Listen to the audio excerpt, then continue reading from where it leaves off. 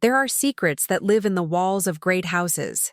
Secrets that breathe in the silence between footsteps and whisper through keyholes long after the candles have been extinguished. I know this because I kept such secrets for 8 years, guarding them as faithfully as I guarded the silver and the linens, until the day a single opened door shattered everything I had worked so silently to protect.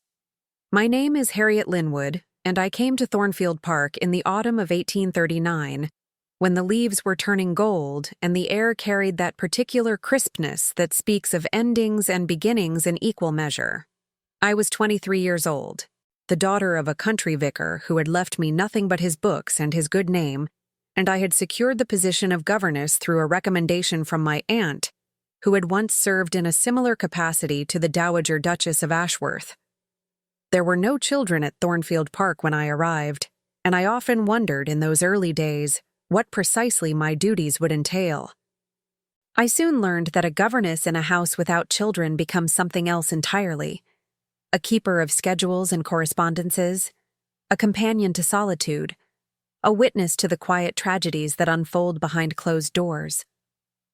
I remember the journey from my small village in Hampshire with painful clarity. The mail coach was crowded and uncomfortable, filled with strangers who spoke too loudly and smelled of tobacco and sweat. I had never traveled so far from home, had never ventured beyond the gentle hills and winding lanes of my childhood, and every mile that passed felt like a step into the unknown. My heart ached with a loneliness I could not quite name, a sense that I was leaving behind everything I had ever known and stepping into a world that would demand things from me I was not certain I could provide.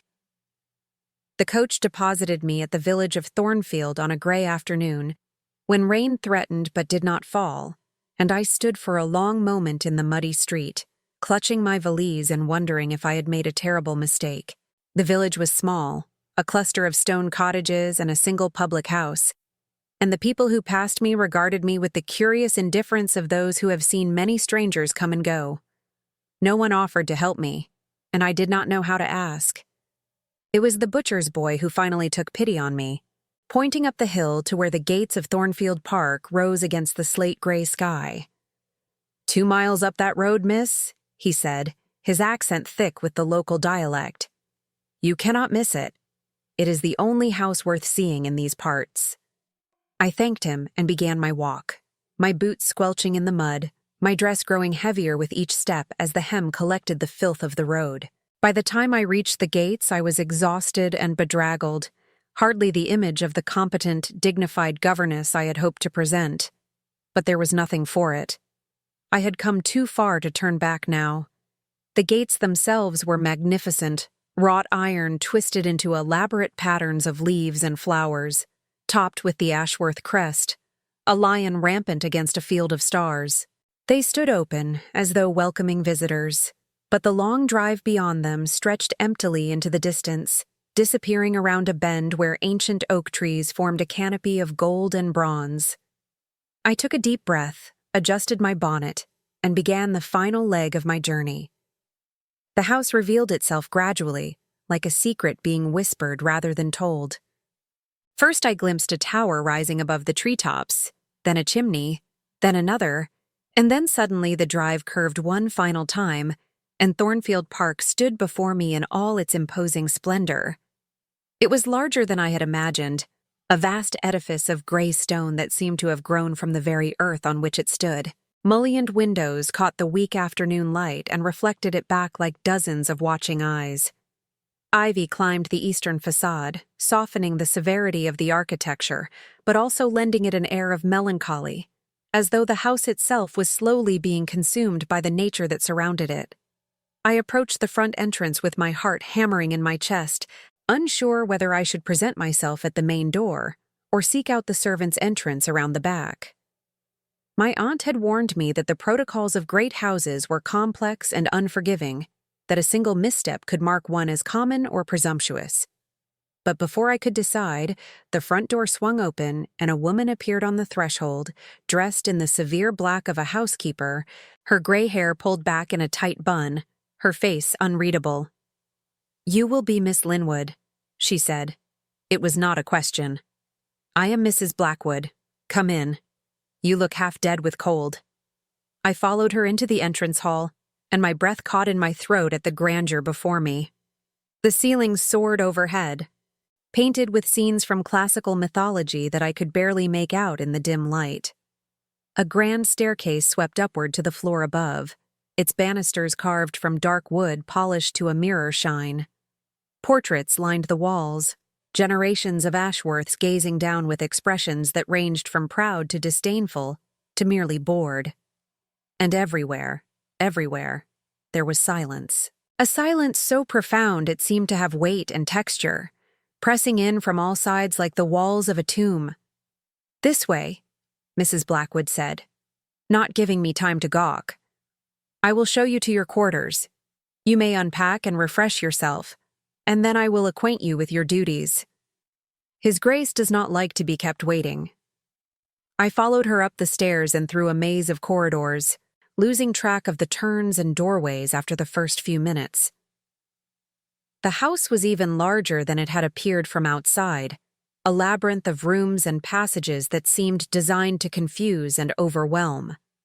My quarters, when we finally reached them, were modest but comfortable. A small sitting room connected to a smaller bedroom, both overlooking the eastern gardens. A fire had been laid in the grate but not lit, and the room held a chill that spoke of long disuse. "You may light the fire yourself," Mrs. Blackwood said, following my gaze.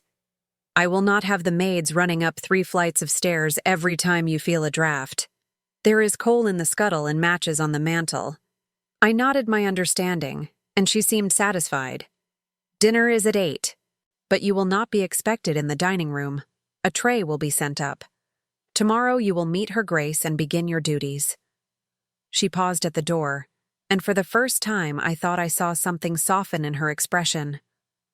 "It is a lonely house," she said quietly, "but it has its rewards, for those who can endure it." And with that cryptic statement, she was gone, leaving me alone in my new home with nothing but the silence for company. The house itself was magnificent in that particular way that old English estates possess, a beauty that speaks of centuries rather than years, of stone that has weathered storms and scandals alike. Thornfield Park rose from the Derbyshire hills like a dream made solid, its gray limestone walls softened by climbing roses in summer and stark against winter snows. There were 47 rooms, though many remained closed and shrouded in dust cloths, relics of grander times when the Ashworth family had entertained royalty and filled the halls with music and laughter. By the time I arrived, the house had grown quiet, inhabited only by Lord Frederick Ashworth, the 6th Duke of Thornfield, his wife Lady Sophronia, a modest staff of 12, and the ghosts of all the happiness that had once lived there. I remember the first time I saw the Duke. He was standing in the library, his back to the fire, reading a letter that seemed to cause him some distress.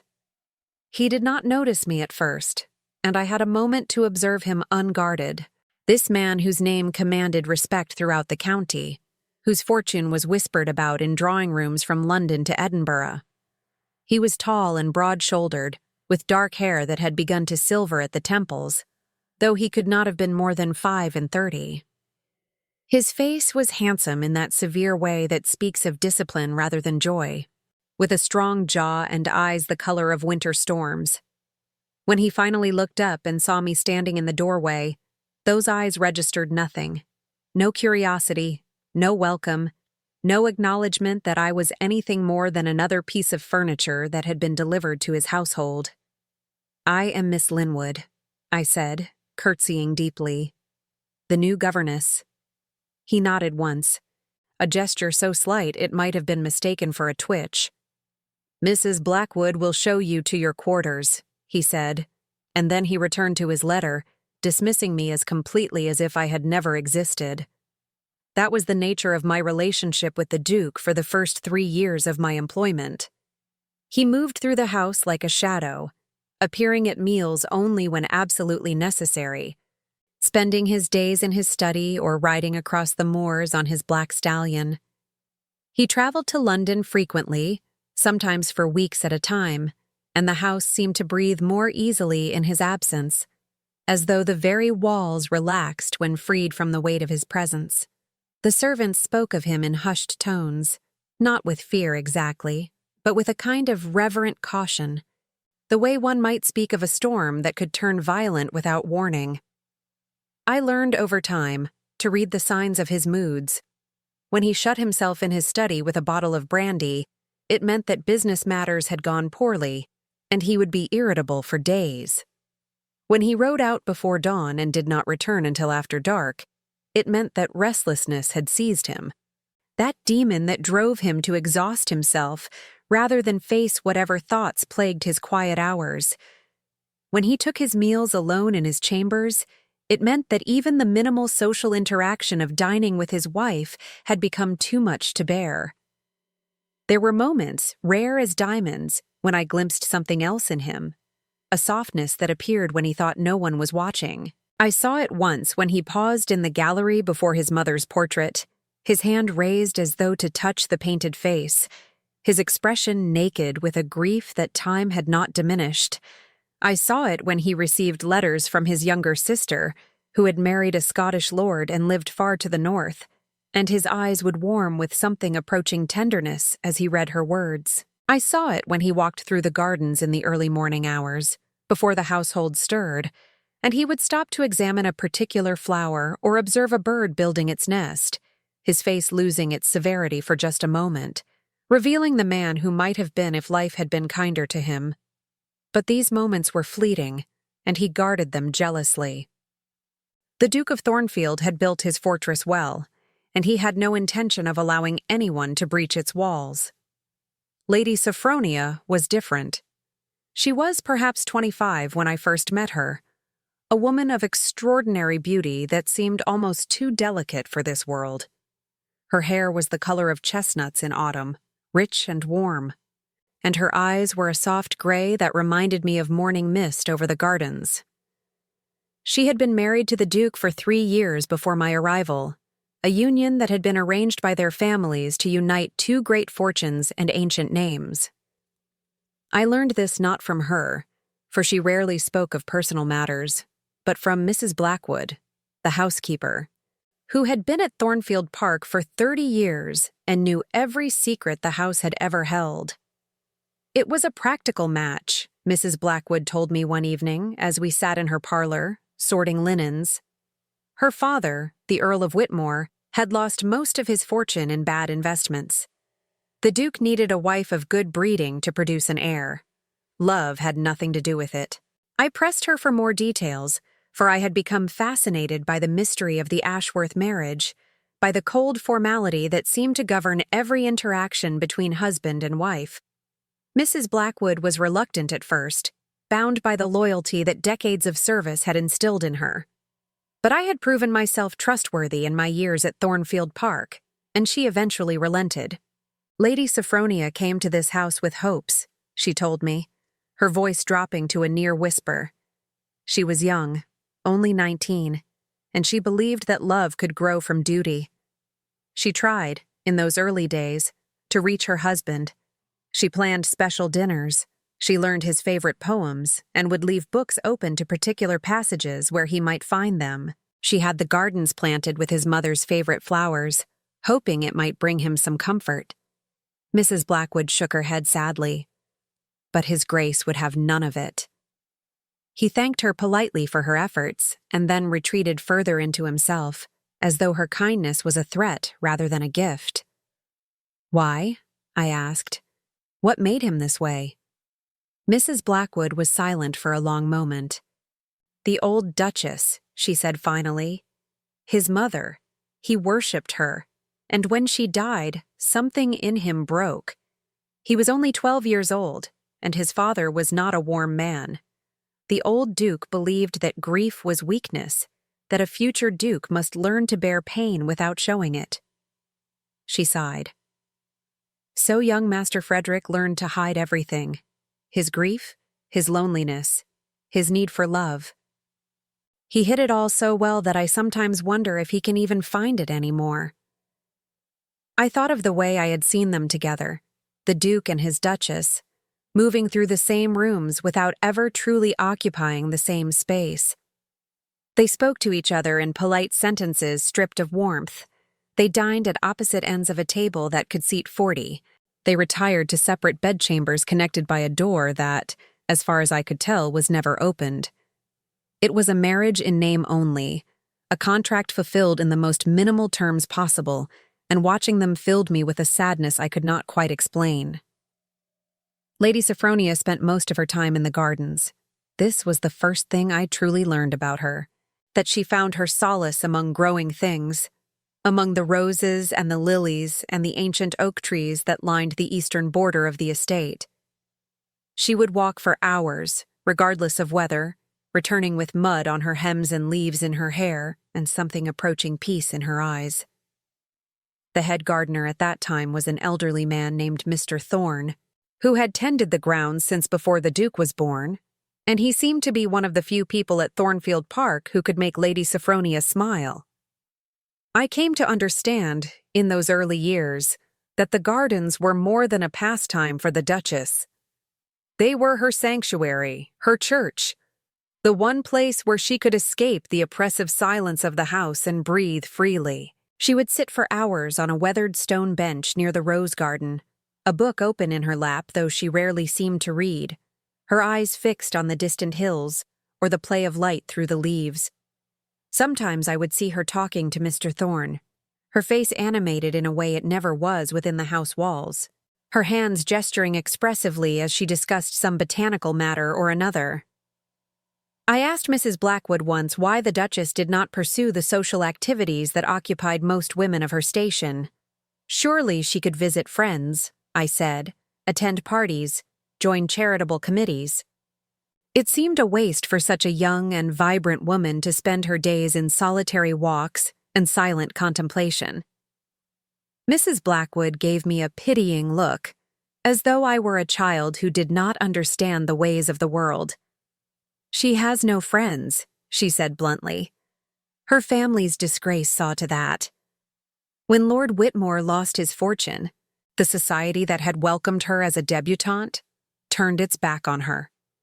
The only reason she was able to marry the Duke was because he cared nothing for society's opinions and wanted only a wife of good breeding who would not trouble him with demands for affection. She paused, her hands stilling over the linens she was folding. Lady Sophronia has learned that she cannot rely on others for companionship, so she has found it in the only place that does not judge her or abandon her, among the flowers. It was a sad picture she painted, and it stayed with me in the days that followed. I began to observe Lady Sophronia more closely, watching for signs of the loneliness that Mrs. Blackwood had described. And I found them everywhere. In the way she hesitated before entering a room, as though bracing herself for the emptiness she would find within. In the way she spoke to the servants with a warmth that bordered on familiarity, hungry for any human connection. In the way she would sometimes pause at a window, gazing out at the gardens with an expression of such profound yearning that it made my heart ache. I resolved then to be a friend to her, in whatever way my position allowed. I began to seek her out in the mornings, offering to accompany her on her walks, or to read to her in the afternoons. At first she seemed surprised by my attention, even suspicious, as though kindness was so foreign to her experience that she could not trust its motives. But gradually, as the weeks turned to months, and my friendship proved consistent, she began to warm to me. She shared her books with me, her thoughts, her observations about the gardens and the seasons. She even laughed sometimes, a sound so rare and beautiful that it felt like a gift. We became, in our way, allies against the loneliness of Thornfield Park. Two women bound by circumstance and separated by station, finding in each other the companionship that neither could find elsewhere. In my 3rd year at the estate, Mr. Thorne died peacefully in his sleep, and the household mourned him quietly. Lady Sophronia wept, the only time I ever saw her cry openly, and she spent 3 days in her chambers refusing food and company. The Duke did not seem to notice, or if he noticed, he did not remark upon it, and life at Thornfield Park continued as it always had. measured and silent and achingly lonely. I went to her on the fourth day, carrying a tray of tea and biscuits that I had prepared myself, ignoring the disapproving looks of the kitchen staff who thought I was overstepping my bounds. I knocked on her door and entered without waiting for a response, and I found her curled in a chair by the window, still in her dressing gown, her hair loose around her shoulders like a girl rather than a duchess. "You must eat," I said simply, setting the tray on the table beside her. "He would not want you to waste away grieving for him." She looked at me with red-rimmed eyes, and for a moment I thought she would order me from the room. But then something in her expression shifted, and she reached for the teacup with trembling fingers. "He understood me," she said quietly. "Mr. Thorne. He knew what it was to love something so much that you would rather be silent than speak of it to those who could not understand." Her voice broke. "Who will I talk to now?" "You may talk to me," I said. "I know I am not a gardener, and I do not share your passion for roses and lilies. But I am here, and I am listening, and I will not judge you or abandon you." She looked at me for a long moment, assessing, weighing, and then slowly, she nodded. "Thank you, Miss Linwood," she said. "You are more kind than this house deserves." It was 6 months after Mr. Thorne's death that William Hale arrived. I remember the day precisely because it was the first warm day of spring, and the windows of the house had been thrown open to air out the mustiness of winter. I was in the morning room, reviewing the household accounts, when I heard a commotion in the servants' hall below. Curious, I made my way down the back stairs, arriving just in time to see Mrs. Blackwood greeting a young man I had never seen before. He was perhaps 30 years of age, with fair hair that curled slightly at his collar, and eyes the color of new leaves. He was dressed simply but neatly, in the manner of a working man who takes pride in his appearance, and he held his cap in hands that were already calloused from labor. What struck me most, however, was his face. It was open and honest in a way that seemed almost foreign in this house of secrets, and when he smiled at something Mrs. Blackwood said, the expression transformed him entirely, making him handsome in a way that had nothing to do with fine features and everything to do with genuine warmth. "This is William Hale," Mrs. Blackwood said when she noticed me on the stairs. "He is to be our new head gardener. His father served here before Mr. Thorne many years ago." I nodded politely and introduced myself, and William Hale shook my hand with a grip that was firm but gentle. "It is an honor to return to Thornfield Park," he said. "My father spoke of this place often. He loved it dearly. There was something in his voice when he said those words, a weight of meaning that I could not quite decipher, and I filed it away in my mind, as one files away any piece of information that might prove significant later. I had learned, in my years at Thornfield Park, that nothing was ever quite as simple as it appeared, and that the most ordinary statements often concealed the most extraordinary truths.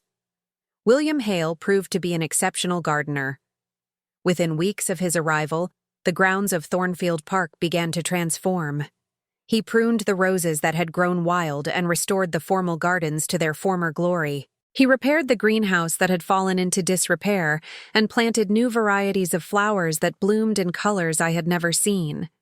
He worked from dawn until dusk, and sometimes I would see him still in the gardens as the sun set, his silhouette dark against the orange sky, tending to some plant or another with a devotion that bordered on reverence. Lady Sophronia noticed him almost immediately. At first it was nothing more than a comment made in passing, an observation that the gardens were looking particularly beautiful. But as the weeks passed, I began to see her spending more and more time outside, walking the paths that William Hale had restored, pausing to examine the flowers he had planted, asking questions about this bloom or that variety. She seemed to come alive in his presence in a way I had never seen before. Her cheeks flushed with color, her eyes bright with something that might have been called happiness, if I had not known how long it had been since she had felt such an emotion. I watched them together from my window on the 3rd floor, the governess's quarters that overlooked the eastern gardens, and I felt a flutter of something in my chest that might have been concern or might have been hope. Lady Sophronia deserved happiness. Of that I was certain. But I also knew the ways of the world, knew that a duchess could not befriend a gardener without inviting scandal, knew that the walls of great houses had eyes and ears and tongues that wagged with devastating efficiency. And yet, I could not bring myself to intervene. The transformation in Lady Sophronia was too beautiful to disrupt, the light that had returned to her eyes too precious to extinguish. So I watched, and I kept my counsel, and I prayed that whatever was blossoming between them would remain innocent, a friendship between two lonely souls who had found in each other a kindred spirit. It was during the summer of my 5th year at Thornfield Park that I discovered the truth about William Hale. The Duke had gone to London for the season, as was his custom, and the household had settled into the more relaxed rhythms that always accompanied his absence. Lady Sophronia spent her days in the gardens, sometimes bringing her needlework to sit in the shade of the old oak tree while William worked nearby. They talked for hours, their voices carrying on the warm summer breeze, and though I could not hear their words, I could see the animation in their faces, the ease with which they laughed together. One afternoon, I was walking through the house when I came upon Lady Sophronia in the gallery, standing before a portrait I had seen 1,000 times but never truly examined. It depicted a young woman in the fashion of 40 years past, with dark hair piled high and eyes that held a spark of mischief. She was beautiful in a vibrant, unconventional way, and she was painted seated in a garden that I recognized immediately as the Rose Garden at Thornfield Park. "Who is she?" I asked, coming to stand beside Lady Sophronia. She did not startle at my approach, merely continued to gaze at the portrait with an expression I could not read.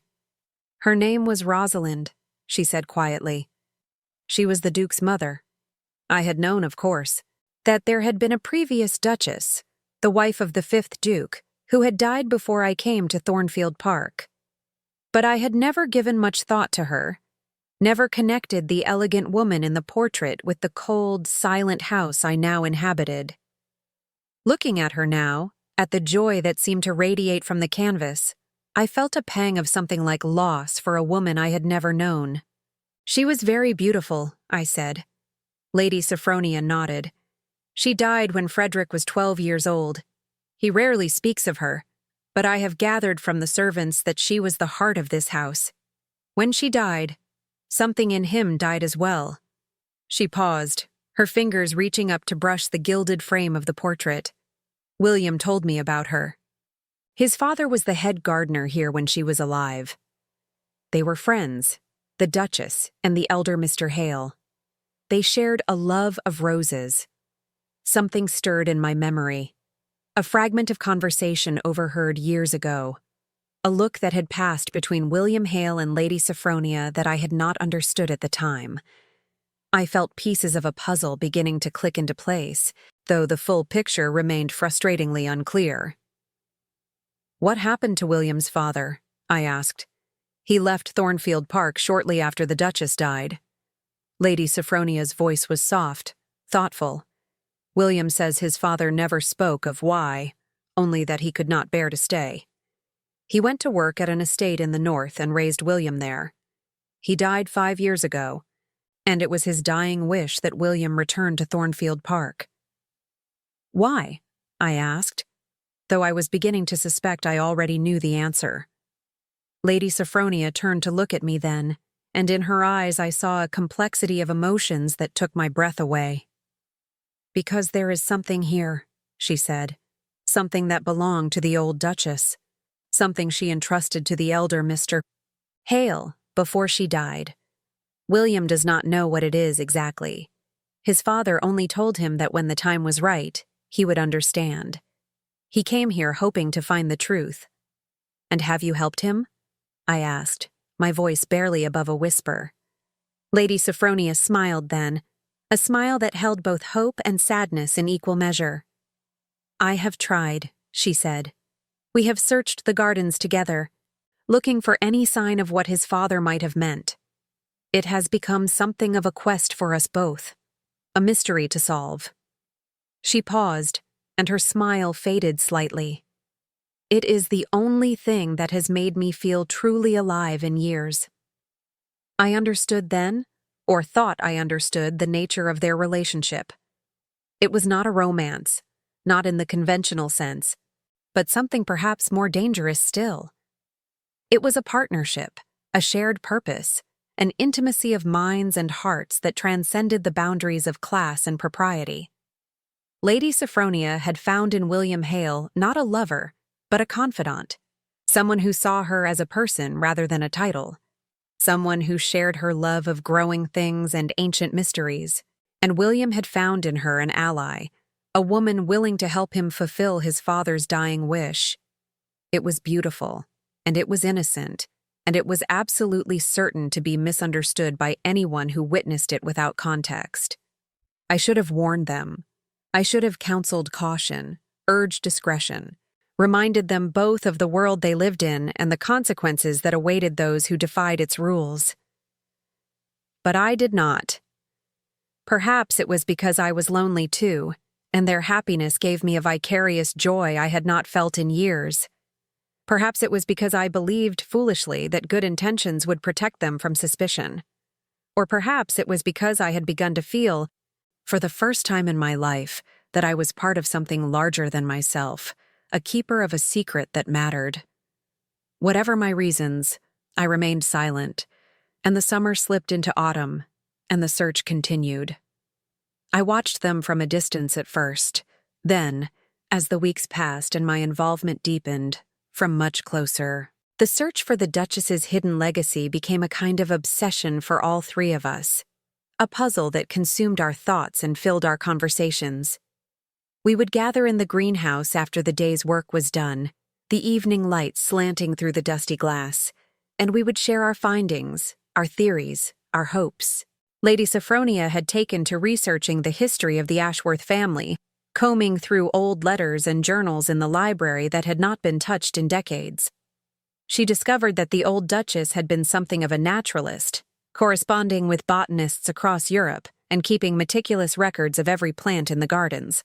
She found references to a special project, a flower that did not exist in nature, which the Duchess had commissioned her gardener to create as a gift for her son.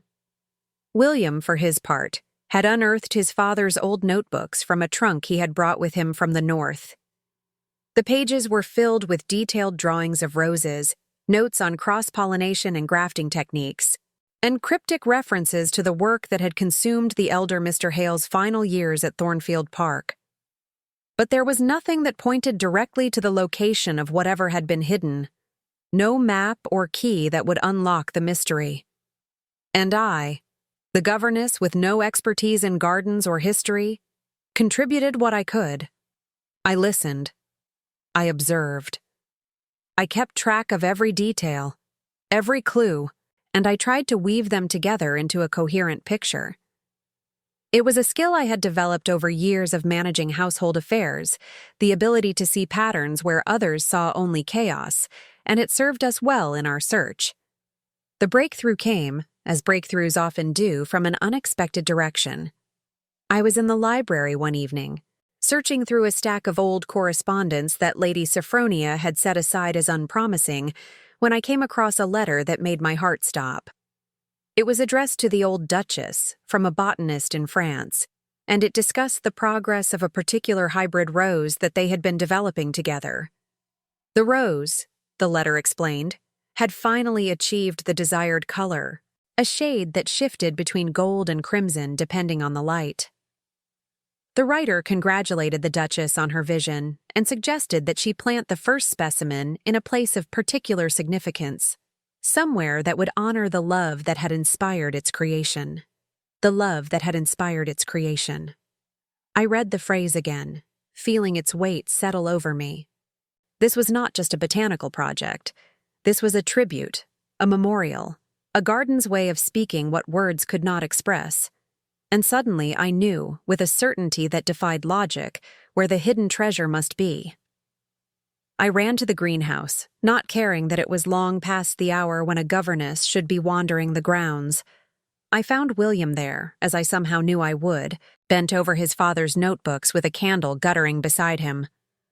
"I know where it is," I said breathlessly. "The rose. I know where they planted it." He looked up, his face illuminated by the candle's wavering flame, and I saw hope kindle in his eyes. "Where?" "The corner of the east garden," I said, "near the old sundial. I read about it in a letter from France. The Duchess wanted the rose planted somewhere that would honor the love that inspired it." She paused, thinking of everything Lady Sophronia had told me about the relationship between the Duchess and her gardener. It was not a romantic love, but it was love nonetheless, the love of true friendship. And where does friendship flourish best? Where does it grow strongest? William understood at once. "In the place where it began," he said slowly. "In the garden where they first worked together.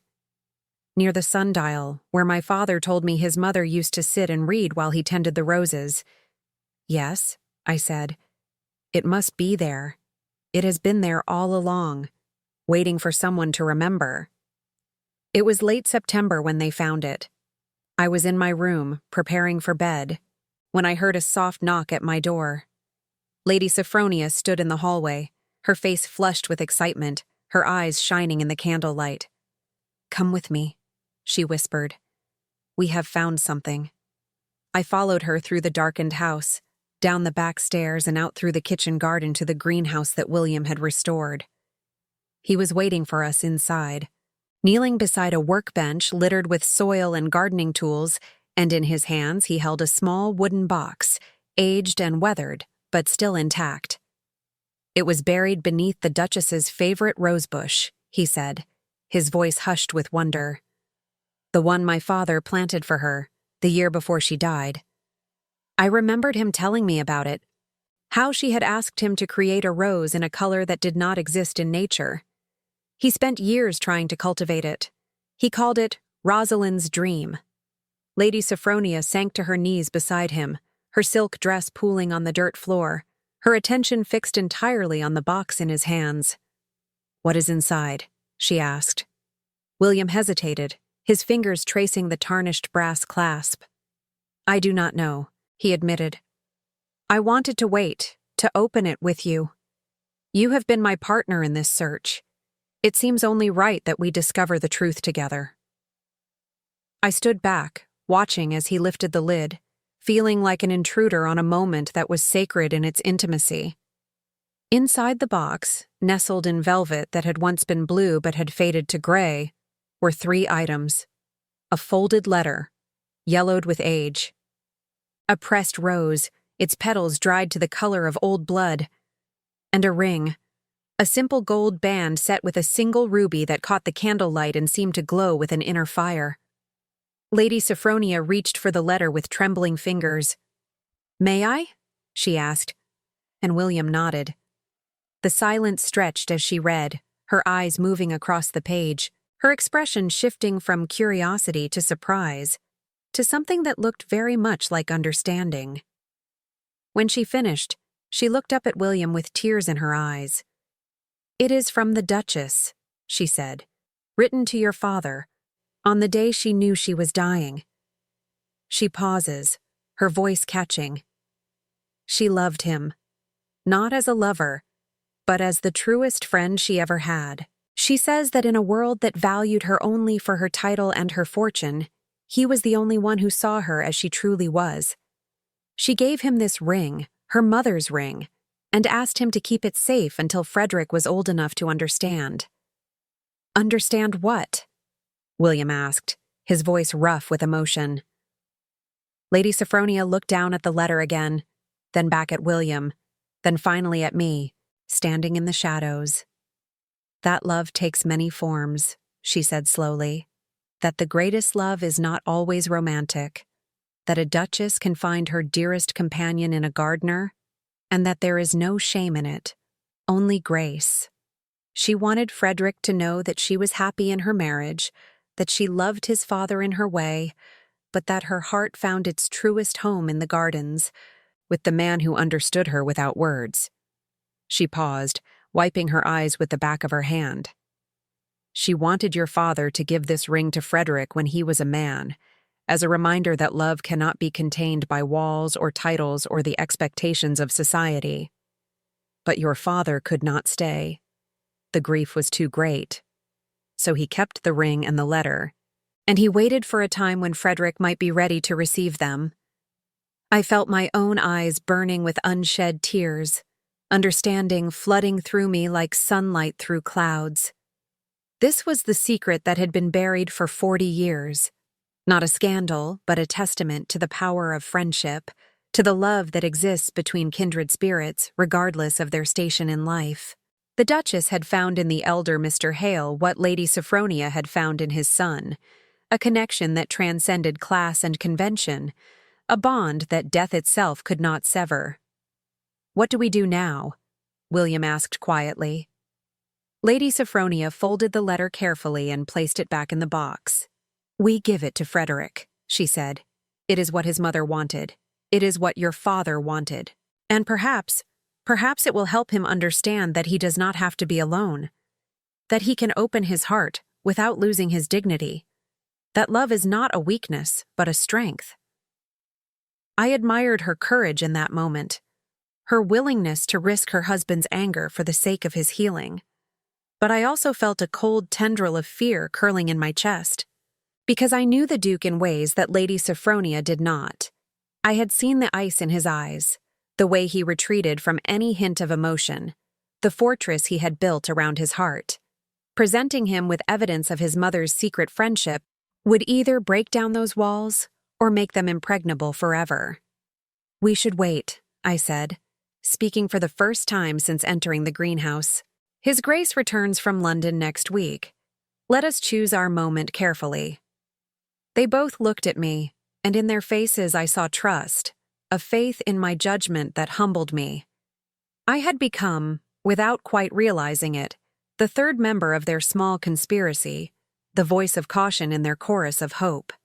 It was a responsibility I took seriously, perhaps more seriously than I had ever taken anything in my life. We agreed to wait, to watch for the right opportunity to present the Duke with his mother's final gift. Lady Sophronia returned the box to William's keeping, and we parted ways in the darkness of the garden, three souls bound together by a secret that had waited 40 years to be revealed. But fate, as I would soon learn, has a way of disrupting even the most careful plans. The Duke returned from London 3 days earlier than expected. I was in the morning room when his carriage came thundering up the drive, the horses lathered and heaving, the coachman's face grim. Something had happened. That much was clear, though I could not imagine what. I hurried to the entrance hall, arriving just as the Duke swept through the front doors, his traveling coat still damp from the autumn rain, his expression darker than I had ever seen it. "Where is my wife?" he demanded, his voice echoing off the marble floors. Mrs. Blackwood appeared from the servants' passage, her face pale. "I believe her Grace is in the greenhouse, Your Grace," she said. "She often spends her afternoons there now, since Mr. Hale has restored it." Something flickered in the Duke's eyes at the mention of William's name, something that made my blood run cold. He said nothing, merely turned on his heel and strode toward the garden doors, his boots striking the floor with the force of barely contained fury.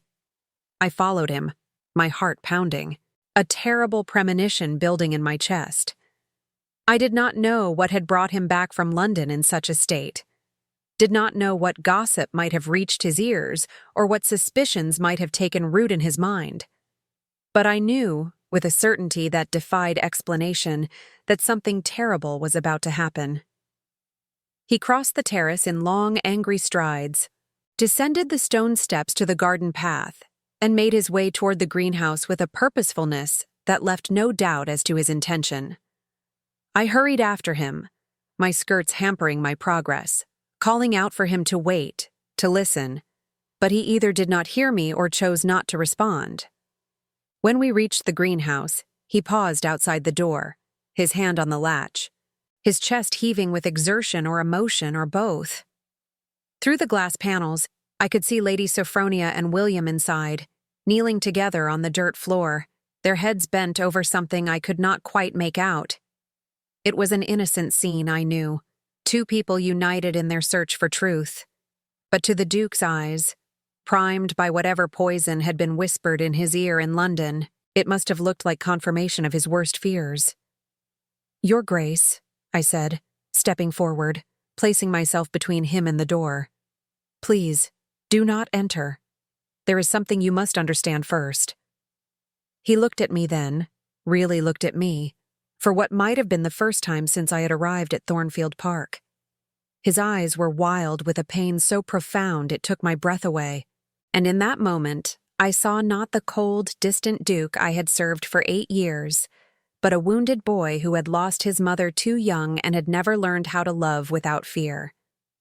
"Stand aside, Miss Linwood," he said, his voice low and dangerous. I did not move. I could not. I knew that if he opened that door without understanding what he was about to see, the consequences would be catastrophic. He would accuse his wife of unfaithfulness. He would dismiss William without reference. He would destroy everything, including any chance he might have had to receive his mother's final message of love. "There is a letter," I said desperately. "From your mother. It was buried in the garden for 40 years waiting for you. That is what they are looking at, Your Grace. That is all this is. A letter from your mother." He stared at me, his hand still on the latch, his face a mask of conflicting emotions. I could see the battle being waged behind his eyes, the war between suspicion and hope, between the cynicism that had protected him for so long and the desperate longing to believe that something good might still be possible. "My mother," he repeated, his voice barely a whisper. "Yes," I said, pressing my advantage. "She left something for you, entrusted to the father of Mr. Hale, to be given to you when you were ready. Lady Sophronia has been helping him find it. That is all, Your Grace. That is the only secret they share." For a long moment, nothing happened. The Duke stood frozen, his hand on the door, his eyes locked on mine, and I held my breath, praying that my words had been enough, that the walls around his heart had cracked just enough to let the truth shine through. I could see the struggle within him, written plainly on his face for the first time since I had known him. He wanted to believe me. I could see that. Wanted to believe that his wife was innocent, that the scene waiting behind that door was not what his darkest fears had convinced him it must be. But years of suspicion and self-protection had built walls too high to be scaled in a single moment, and I watched him waver on the edge of a decision that would determine the course of all our lives. I thought of all the things I could say to convince him. I thought of Lady Sophronia's tears on the day Mr. Thorne died, the loneliness that had driven her to find friendship wherever she could. I thought of William's gentle hands cradling his father's notebooks, the devotion with which he had pursued a dead man's final wish. I thought of the letter from France, the rose that shifted colors in the light, the love that inspired its creation. But I knew that words alone would not be enough. The Duke had heard too many words in his life, too many lies and half-truths and empty promises. What he needed was to see for himself. So I stepped aside. "Go," I said quietly. "Open the door. See what is really there. But please, Your Grace, please look with your heart, not just your eyes." And then he opened the door. Lady Sophronia and William looked up in unison, their faces registering surprise and then fear as they took in the Duke's thunderous expression. Lady Sophronia rose to her feet, brushing dirt from her skirts, her chin lifting with a dignity that I had always admired. "Frederick," she said, her voice steady despite the pallor of her cheeks, "you have returned early. I am glad. There is something we must show you." The Duke stepped into the greenhouse, his gaze sweeping over the scene before him. He saw his wife, her dress soiled and her hair disheveled. He saw the gardener, still kneeling on the ground, the wooden box cradled in his hands.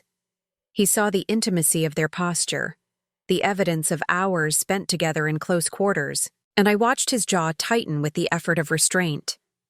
I followed him inside, positioning myself near the door in case I needed to intervene. The air in the greenhouse was thick with humidity and the scent of earth, and the fading afternoon light filtered through the glass panels in shades of amber and gold.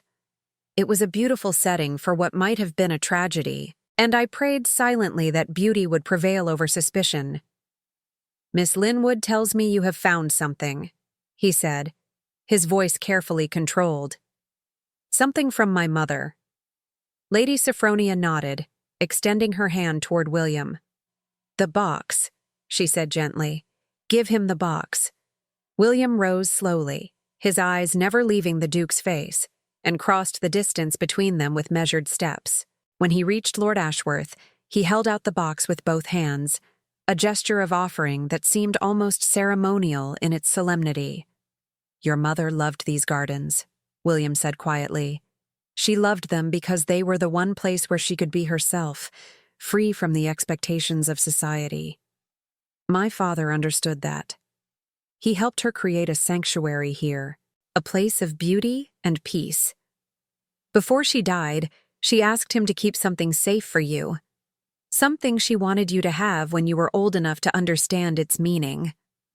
The Duke took the box, his fingers trembling almost imperceptibly as they closed around the weathered wood. He stood for a long moment, staring at it, and I could only imagine what was passing through his mind. This was his mother's legacy, a secret she had kept from everyone except the humble gardener who had tended her roses, a secret she had deemed too precious to entrust to her husband, too fragile to survive in the cold, formal world of the Ashworth family. "Open it," Lady Sophronia urged softly. "Please." The Duke lifted the lid, and I watched his face as he took in the contents. The letter, the pressed rose, the ring. His expression shifted, cracked, broke apart, and reformed into something raw and vulnerable, something I had never thought to see on those aristocratic features. He lifted the letter with hands that now shook openly, unfolding it with the care one might give to a holy relic. His eyes moved across the page, and as he read, I saw tears begin to form, tears that he made no effort to hide or wipe away. When he finished, he stood in silence for what felt like an eternity, the letter clutched to his chest, his head bowed. Lady Sophronia stepped forward, her hand reaching out to touch his arm. "Frederick," she said gently, "I am sorry for keeping this from you. We only found it last week, and we wanted to wait for the right moment. I never meant to deceive you. I only wanted to give you this gift, this piece of your mother that has been waiting for you all these years." The Duke raised his head, and when he looked at his wife, I saw something in his eyes that I had never seen before.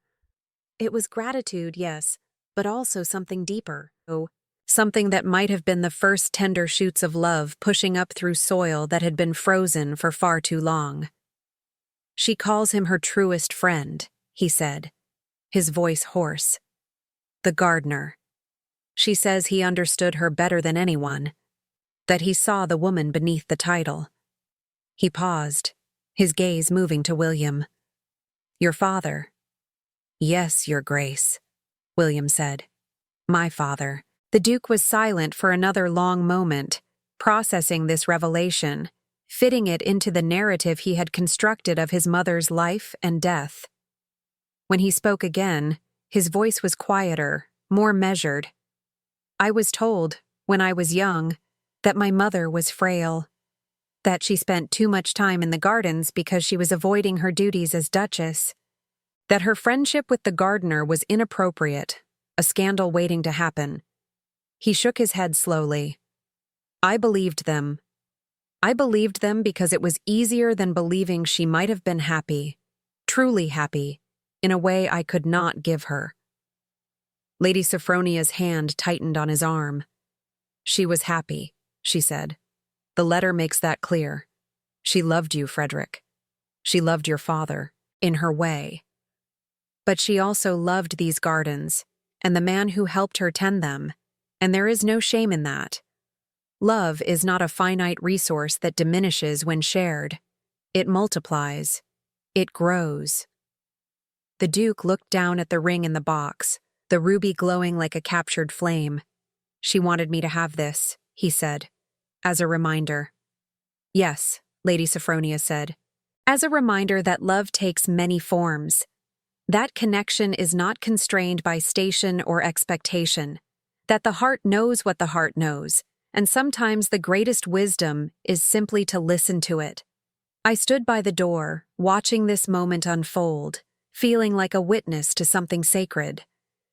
The Duke turned the ring over in his fingers, examining it in the fading afternoon light, and then, in a gesture that surprised me more than anything else that had happened that day, he slid it onto his smallest finger. "I spent so many years being angry with her," he said quietly. "Angry that she left me. Angry that she seemed to prefer her gardens to her family. Angry that she died before I could understand." He looked up at Lady Sophronia, and there was no anger in his face now, only a profound and aching sorrow. "I have spent so many years being angry, Sophronia. Angry at everyone. Angry at myself. I did not know how to stop." Lady Sophronia stepped closer to him, close enough that I could see the hope trembling in her eyes. "Perhaps," she said softly, "it is time to try." The Duke said nothing for a long moment. Then, slowly, tentatively, he raised his hand and touched his wife's cheek with a gentleness that seemed almost foreign to his nature. "You have given me something today," he said, "something I did not know I needed, and I have given you nothing but coldness and neglect for 5 years. You can give me something now," Lady Sophronia said, her voice barely above a whisper. "You can give me a chance. A real chance to know you, to love you, to build something true between us." The Duke's hand lingered on her cheek, his thumb tracing the line of her jaw. "I do not know if I remember how," he admitted. "I have been closed off for so long. I am not certain I can open again." "Then let me help you," she said. "Let us help each other. That is what marriage should be, is it not? 2 people learning to love each other, one day at a time." The words hung in the air between them, a question and an invitation, and a promise all at once. I saw the Duke's face change as he absorbed them, as he allowed himself to consider a possibility he had long since abandoned. His mother had written about love taking many forms, about friendship and understanding being as valuable as passion. Perhaps that was the lesson she had wanted him to learn. Perhaps that was why she had entrusted the letter to a gardener rather than a duke, knowing that it would take time for her son to be ready to receive it. I saw the moment the last of his resistance crumbled. It was there in the softening of his eyes, in the slight release of tension in his shoulders, in the way he bent his head to rest his forehead against hers. They stood like that for a long moment, 2 people who had been strangers for 5 years, finally meeting each other for the first time. "I am afraid," he whispered, so softly that I almost did not hear him. "I am afraid of losing you the way I lost her. I am afraid that if I let myself love you, it will destroy me when you are gone." Lady Sophronia lifted her hands to cup his face, tilting his head so that she could look directly into his eyes. "We are all afraid," she said gently. "Every one of us who has ever loved has known that fear. But we cannot let fear be our master. We cannot let it steal the joy we might have, the connection we might build, the life we might share." Her voice strengthened, taking on a note of conviction. "Your mother was not afraid. She loved fiercely and freely, even knowing that death would take her from those she cherished. She left you that letter so that you would know her heart, so that you would understand that love is worth the risk. Do not let her gift be in vain." The Duke closed his eyes, and I saw a tear slip down his cheek, the first tear I had ever seen him shed. "You make it sound so simple," he said. "It is simple," she replied. "Not easy, but simple. We choose to love. We choose to trust. We choose to build something together, knowing that it may end, knowing that pain may come, but believing that the joy is worth the risk. She smiled then, a smile so full of hope that it made my own eyes sting with tears. I choose you, Frederick. I have chosen you since the day I married you, even when you could not choose me in return. And I will go on choosing you, every day, for as long as I draw breath. The Duke opened his eyes and looked at his wife as though seeing her for the first time. And in a way, I suppose he was. For 5 years she had been a stranger to him, a figure in his household rather than a partner in his life. But now, in this moment, she was revealed to him as she truly was, a woman of courage and grace, a woman who had endured loneliness and neglect without bitterness, a woman who still believed in love, despite every reason not to. "I do not deserve you," he said hoarsely. "Perhaps not," she replied, her smile widening. "But you have me nonetheless, and I intend to spend the rest of our lives proving to you that you are worthy of being loved." William caught my eye and nodded toward the door, a silent suggestion that we leave them to their privacy. I agreed, and we slipped out of the greenhouse together, leaving the Duke and Duchess alone among the flowers and the fading light. Outside, the autumn air was cool and crisp, carrying the scent of fallen leaves and the promise of change. William and I walked in silence for a time, following the path through the rose garden, past the bed where his father had planted Rosalind's dream all those years ago. "You have done a good thing," I told him finally. "Your father would be proud." William smiled, a gentle, slightly sad expression. "I hope so. I came here seeking answers, and I found more than I ever expected. Not just the truth about my father and the Duchess, but something else." He paused, looking back toward the greenhouse. "I found a home. For the first time in my life, I feel like I belong somewhere." I understood what he meant. Thornfield Park had become home to me too, in ways I had not anticipated when I first arrived. It was a house of secrets, yes, but it was also a house of possibility. A place where old wounds could be healed and new beginnings could take root. "What will you do now?" I asked. "I will stay," he said simply. "If they will have me, I will tend the gardens as my father did, and I will watch over this family as he would have wanted. And perhaps in time, I will plant my own legacy here. A rose that does not yet exist, in a color no one has ever seen." I smiled at that, at the poetry of it, at the continuity of purpose that connected father to son across the decades. "Rosalind's dream," I said. William nodded. "Rosalind's dream. My father never completed it. The Duchess died before he could perfect the color she wanted. But I have his notes, his records, his years of patient experimentation. Perhaps I can finish what he started. That would be a beautiful tribute," I said. We walked on in companionable silence, two servants bound together by the secrets we shared, watching the sun sink toward the horizon and paint the sky in shades of gold and crimson. Behind us, in the greenhouse, a Duke and Duchess were learning to love each other. Before us, in the gardens, 40 years of loneliness were finally coming to an end. And I, Harriet Linwood, Governess of Thornfield Park, felt something shift inside me, something that felt very much like hope. The months that followed were a revelation. The Duke, once so cold and distant, began to emerge from his fortress of solitude like a man waking from a long sleep. He took meals with his wife now, sitting beside her rather than at the opposite end of the table, engaging in conversation that grew warmer and more animated with each passing day. He rode with her in the mornings, teaching her to handle the spirited horses she had always admired from afar. He walked with her in the evenings, arm in arm through the gardens that had once been her refuge and were now their shared domain. Lady Sophronia blossomed under his attention like one of William's roses coming into full bloom. The sadness that had shadowed her eyes for so long gave way to a quiet joy, a contentment that seemed to radiate from her very being. She laughed more. She sang as she dressed in the mornings, her voice drifting through the halls like music from a half-remembered dream. She was, for the first time since I had known her, truly happy. I watched it all with a heart that was full to overflowing.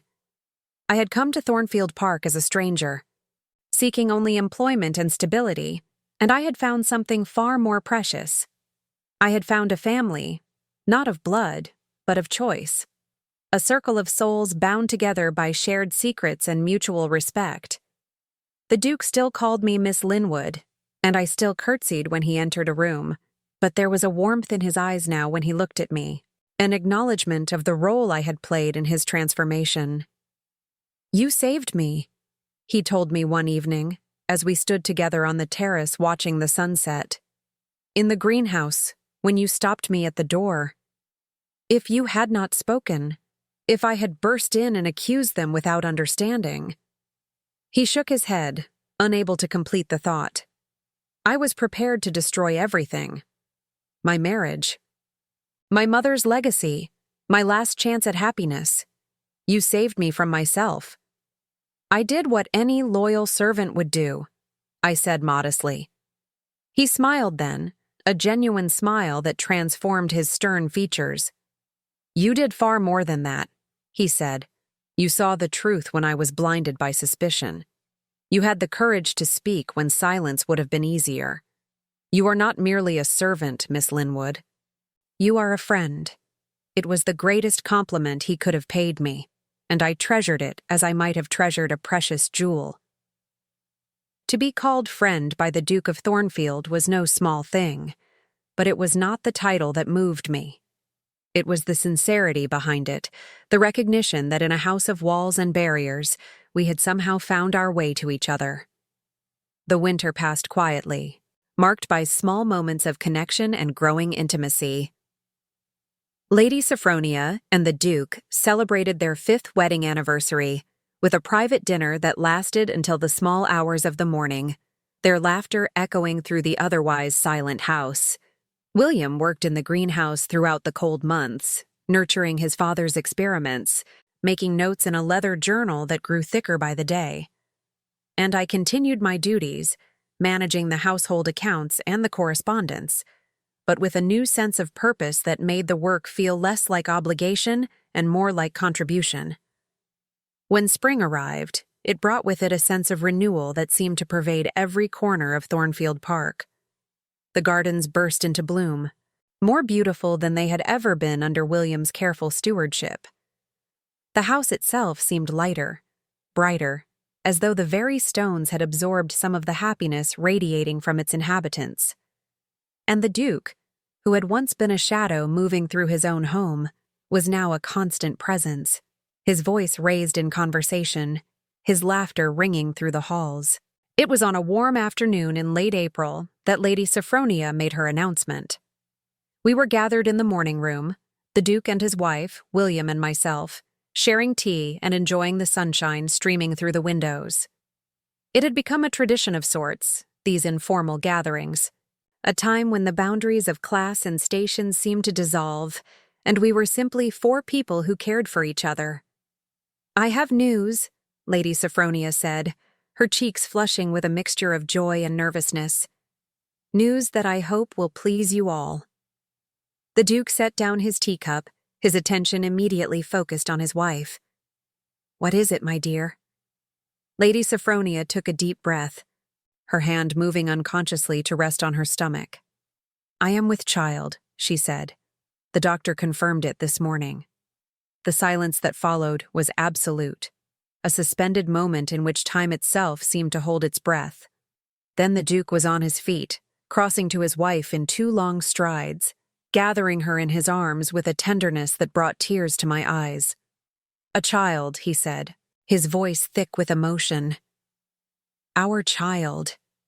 "Yes," Lady Sophronia said, laughing and crying at the same time. "Our child, Frederick. A new life, begun in love." I watched them embrace, my heart swelling with happiness for the family they were becoming. William caught my eye across the room, and we shared a smile of mutual satisfaction. We had been witnesses to a transformation, participants in a miracle. The house that had been cold and empty was now warm and full, and soon it would welcome a new member, a child who would grow up knowing nothing of the loneliness and isolation that had marked its parents' early years. The Duke insisted on making an announcement that very evening, summoning the entire household staff to the great hall to share the news. Mrs. Blackwood wept openly, dabbing at her eyes with her apron. The footmen and maids cheered and applauded. Even the stoic butler, Mr. Graves, allowed himself a rare smile. Thornfield Park had not seen such joy in living memory, and the atmosphere of celebration lasted for days. As the months passed and Lady Sophronia's condition progressed, the Duke became almost comically attentive. He insisted that she rest, that she avoid exertion, that she eat well and sleep often. He read aloud to her in the evenings and commissioned a master carpenter to build the most beautiful cradle the county had ever seen. He was, in every way, the devoted husband he had never been during the first 5 years of their marriage. I told him once, Lady Sophronia confided to me one afternoon, that I wanted him to give me a chance. A real chance to build something true between us. I never imagined he would give me this. You gave him something first, I reminded her. You gave him his mother's letter. You gave him permission to feel, to love, to be vulnerable. This is simply his way of returning the gift. She smiled at that, her hand resting on the swell of her belly. I suppose you are right. We have both learned these past months that love requires courage. The courage to open oneself, to risk pain for the possibility of joy. Frederick was afraid for so long. We both were. But fear is a prison, Miss Linwood. It keeps us safe, but it also keeps us alone. I thought about her words often in the days that followed. Fear as a prison. It was an apt description, one that resonated with my own experience. I had spent my entire adult life in service, keeping myself at a careful distance from the families I worked for, never allowing myself to become too attached, too invested, too vulnerable. It had kept me safe, yes, but it had also kept me isolated, a perpetual outsider looking in on the warmth and connection that others enjoyed. Thornfield Park had changed that. Here, I had allowed myself to care, to become part of something larger than myself. I had formed bonds with Lady Sophronia, with William, even with the Duke, bonds that transcended the usual boundaries of class and station. I had taken a risk, however small, and in return I had received something precious. A sense of belonging, a home. The summer passed in a haze of anticipation and preparation. William worked tirelessly in the gardens, creating a new rose garden dedicated to the coming child, a place where he or she might play in the sunshine surrounded by beauty and fragrance. Mrs. Blackwood supervised the preparation of the nursery, ensuring that every detail was perfect.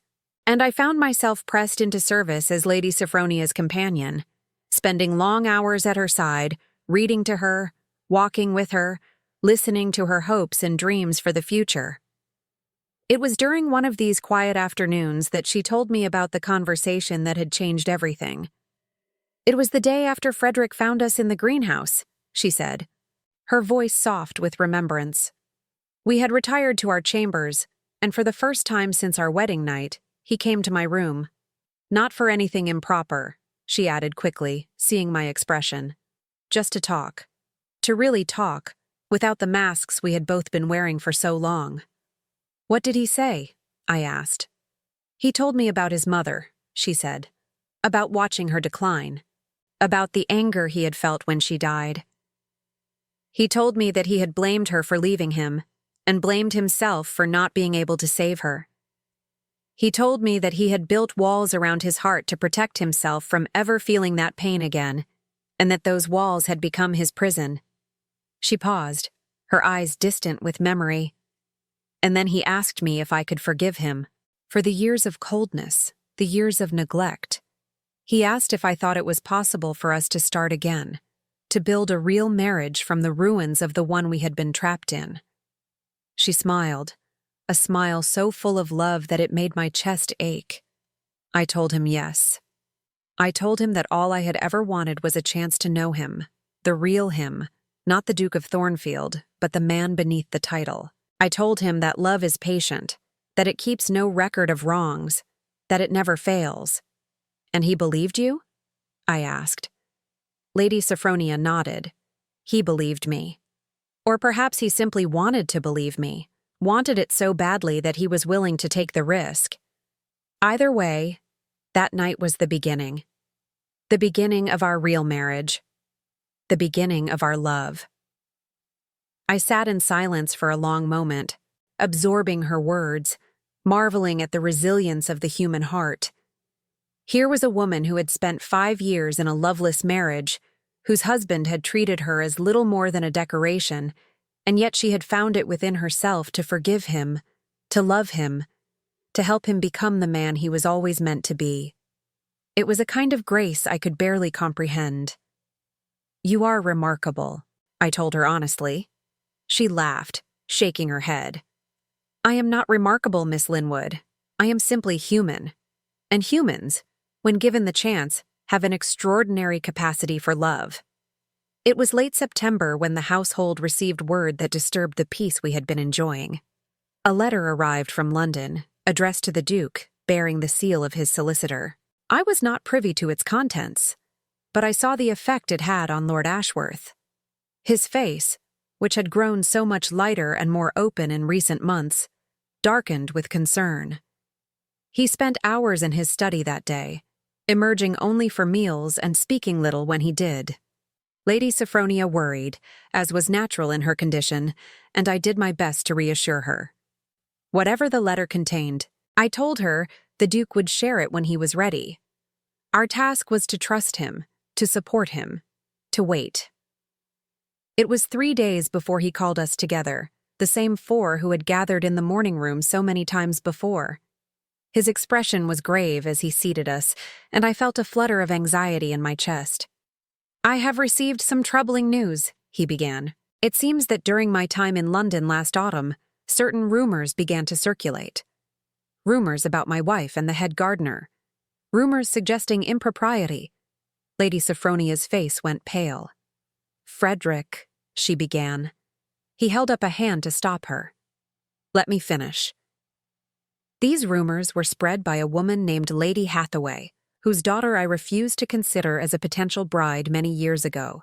It appears she has nursed a grudge ever since, and when she observed you and Mr. Hale together at a garden party last summer, she saw an opportunity for revenge. The garden party, I remembered it now, a charity event that Lady Sophronia had hosted to raise funds for the village school. William had been there, of course, overseeing the grounds, and there had been a moment when Lady Sophronia had asked him to show her a particular flower. A moment that might have looked to suspicious eyes like something more than it was. "This was what brought you rushing back from London," I said, understanding dawning. "Someone told you these rumors." The Duke nodded grimly. "Lord Pemberton, who considers himself my friend, took me aside and warned me that my wife's honor was being questioned. He suggested that I return home immediately to address the situation." He hesitated, his jaw tightening. He did not mince words about what he expected me to find. "But you did not find what he expected," Lady Sophronia said quietly. "No," the Duke agreed. "I found the truth. I found the letter and the ring, and 2 innocent people whose only crime was caring for my family's legacy." He paused, his eyes moving to William. "I found the son of my mother's dearest friend, continuing his father's work with devotion and integrity." William bowed his head, clearly moved. "Thank you, Your Grace." The Duke rose and began to pace, his hands clasped behind his back. "The rumors must be addressed," he said. "Lady Hathaway has been discreet enough to avoid outright scandal, but the whispers have reached enough ears that my wife's reputation is at risk.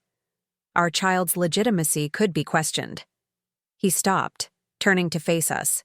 "I will not allow that." "What will you do?" Lady Sophronia asked. The Duke's jaw set with determination. "I will tell the truth." "Not all of it," he added quickly, seeing our expressions. "My mother's letter is a private matter, not for public consumption. But I will make clear that Mr. Hale's presence at Thornfield Park is due to his father's long service to our family, and that his relationship with my wife is nothing more than the friendship of two people who share a love of gardens." He paused, looking at each of us in turn. "I will also make clear that I trust my wife absolutely, and that anyone who suggests otherwise will answer to me personally. Lady Hathaway has powerful friends, but so do I. And I am not afraid to use my influence to protect those I love." There was a steel in his voice that I had never heard before, a fierce protectiveness that thrilled and moved me in equal measure. This was the Duke of Thornfield as he was always meant to be, a man who stood for his family, who fought for those in his care, who turned his power and position into a shield for the vulnerable. Lady Sophronia rose and crossed to her husband, taking his hands in hers. "Thank you," she said simply, "for believing in me, for trusting me, for fighting for us." The Duke raised her hands to his lips and kissed them gently. "I should have trusted you from the beginning," he said. "I should have known that you were incapable of deception, that your heart was too pure for falsehood. Instead, I allowed old fears and wounds to blind me." He shook his head. "Never again. From this day forward, I choose to believe in love." It was, I thought, watching them, the most beautiful declaration I had ever witnessed. Not because it was romantic, though it was that too, but because it represented a choice, a conscious decision to trust instead of suspect, to love instead of fear, to build instead of destroy. It was the essence of what had transformed Thornfield Park from a house of shadows into a home of light. The Duke was as good as his word. He returned to London the following week, leaving his wife in my care, and he spent a month systematically dismantling the rumors that had threatened his family. He called upon old allies and made new ones. He attended every social function where Lady Hathaway might be present, always with a smile on his face and praise for his wife on his lips. He made it known, in ways both subtle and direct, that the Ashworth family was united and content, and that anyone who suggested otherwise would face the considerable wrath of the Duke of Thornfield. By the time he returned home in November, the whispers had all but ceased. Lady Hathaway, faced with the united front of the Duke's allies and the obvious falsity of her insinuations, retreated to her country estate and was not heard from again. The scandal that had threatened to engulf us dissolved like morning mist, leaving behind only the solid ground of truth and love.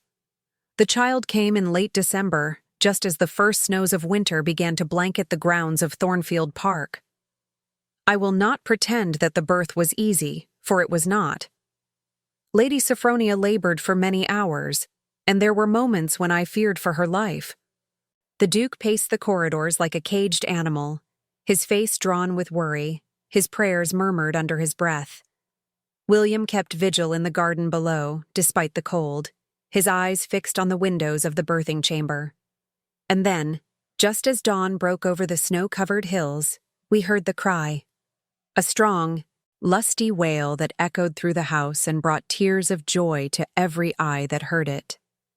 Lady Sophronia had delivered a healthy son, an heir to the Ashworth name, a child born of love reclaimed and trust restored. The Duke wept when he held his son for the first time. Great, heaving sobs that shook his entire body, tears streaming down his face without shame or restraint. He looked at his wife, exhausted but radiant in the aftermath of her labor, and he said words that I will remember until my dying day. "You have given me everything," he said. "A second chance, a family, a reason to live.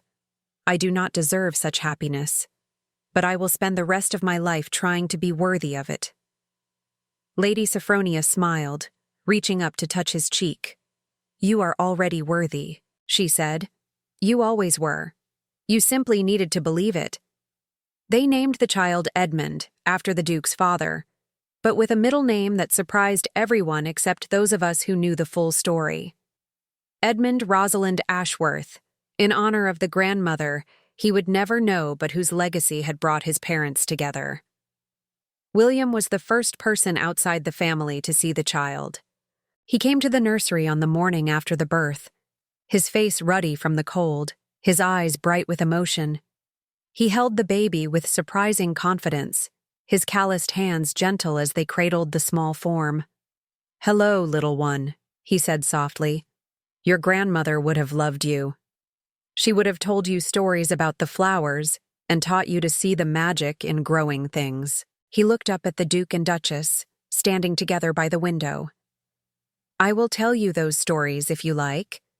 The stories my father told me, the ones she shared with him. It would be my honor to keep her memory alive for him." The Duke nodded, his arm around his wife's waist. "We would like that," he said. "Very much." And so a new chapter began at Thornfield Park. The Duke and Duchess settled into their roles as parents with a joy that transformed the entire household. The house that had once been silent and cold now rang with laughter and song. The gardens bloomed more beautifully than ever, tended by William with the same devotion his father had shown decades before. And I, Harriet Linwood, found myself no longer a governess, in name only, but a beloved member of a family that had chosen to embrace me as their own. The years that followed were the happiest of my life. I watched young Edmund grow from a baby to a boy to a young man, inheriting his mother's gentle nature and his father's quiet strength. I watched the Duke and Duchess grow old together, their love deepening with each passing year, their early struggles forgotten in the face of all the joy they had found. I watched William create the rose that had eluded his father, a bloom of such extraordinary beauty that it became famous throughout England. He called it, as he had always intended, Rosalind's Dream, and it bloomed in colors that seemed to shift in the light, now gold, now crimson, now the soft pink of dawn. There were sorrows too, of course. Mrs. Blackwood passed away in my 20th year at Thornfield Park, and we mourned her as the cornerstone of the household she had been for so long. The old dowager, the Duke's grandmother, followed 2 years later, leaving behind a collection of letters that revealed the full story of her grandson's transformation and her profound gratitude to those who had helped him find happiness.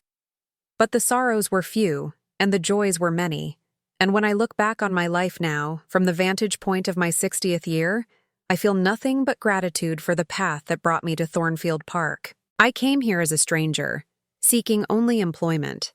I found a home. I found a family. I found a purpose that gave meaning to my existence. I found that love is not limited by the circumstances of birth or the constraints of station, that it grows where it will, blooming in the most unexpected places, transforming everything it touches. The door that the Duke opened that autumn afternoon, so many years ago, was not just the door to the greenhouse. It was the door to a new life, for all of us. A life built on truth instead of suspicion, on trust instead of fear, on love instead of loneliness. It was a door that should have remained closed, according to the rules of the world we lived in. But sometimes the most important doors are the ones we are warned not to open. Sometimes the greatest truths are found in the places we are told not to look. "Do not enter," I warned him, and I was wrong to warn him.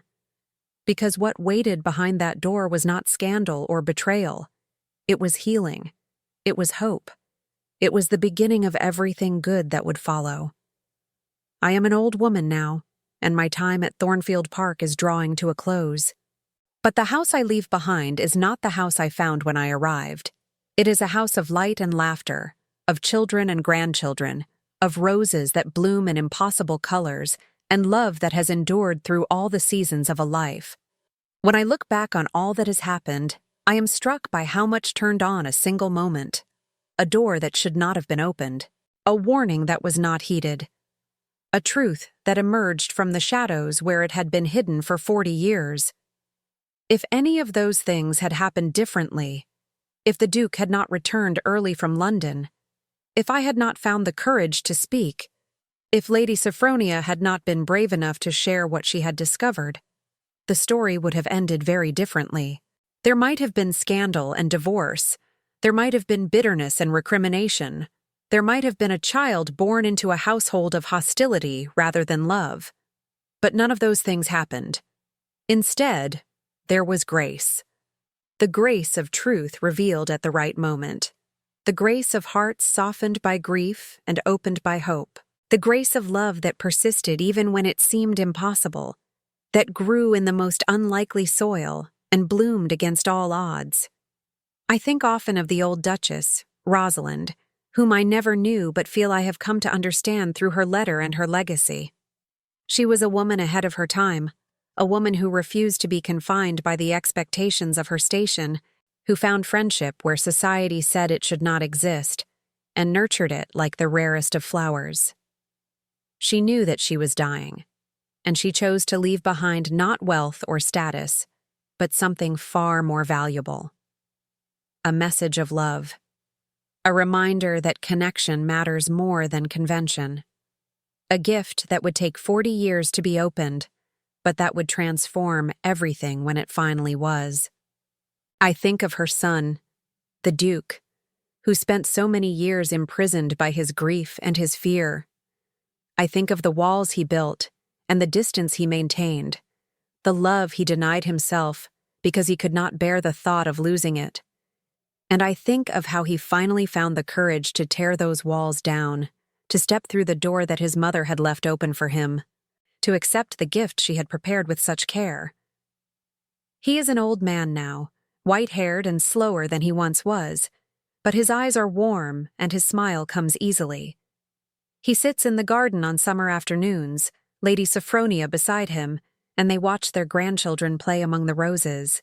They hold hands like young lovers, these two who came so close to never knowing love at all, and the sight of them fills me with a joy that defies description. I think of William, who came to Thornfield Park seeking answers and found so much more. He completed his father's work, creating the rose that had eluded the elder Mr. Hale for so many years. Rosalind's dream is famous throughout England now, grown in gardens from Cornwall to Scotland. Its shifting colors a miracle of patience and devotion. William never married, though there were opportunities. He said once that he had given his heart to Thornfield Park, to the gardens and the family he had helped to heal, and that was enough for him. He is buried now beside his father, in the corner of the east garden near the old sundial, where the first Rosalind's dream was planted so long ago. And I think of myself, Harriet Linwood, the governess who came to this house with nothing but her education and her loneliness. I found here what I never expected to find: a purpose, a family, a home. I never married either, though not for lack of offers. The Duke once introduced me to a widowed baron who expressed interest, but I declined. How could I leave Thornfield Park, after all we had been through together? How could I abandon the place where I had discovered what it truly means to belong? It is, at last, a home.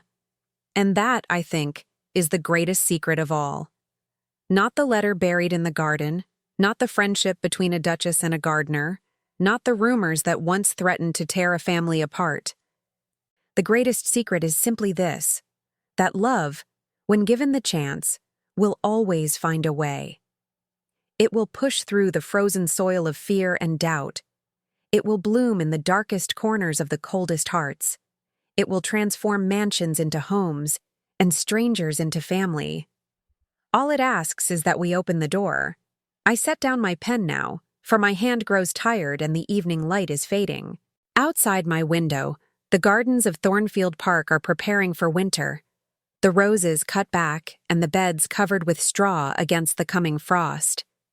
But I know that spring will come again, as it always does, and the gardens will bloom once more in colors that defy imagination. Rosalind's dream will open its petals to the sun, and somewhere, somehow, the love that created it will go on. This is the story I have carried with me for nearly 40 years. The story of a door that should not have been opened, and the miracle that was waiting on the other side. I tell it now so that it will not be lost, so that future generations will know what happened here and understand its meaning. We are all of us standing before doors we are afraid to open, afraid of what we might find, afraid of being hurt or disappointed or proved wrong. But sometimes the greatest treasures are hidden behind those doors. Sometimes the truth we fear is the truth that will set us free. "Do not enter," I warned him. And I was wrong. So gloriously, beautifully, life-changingly wrong.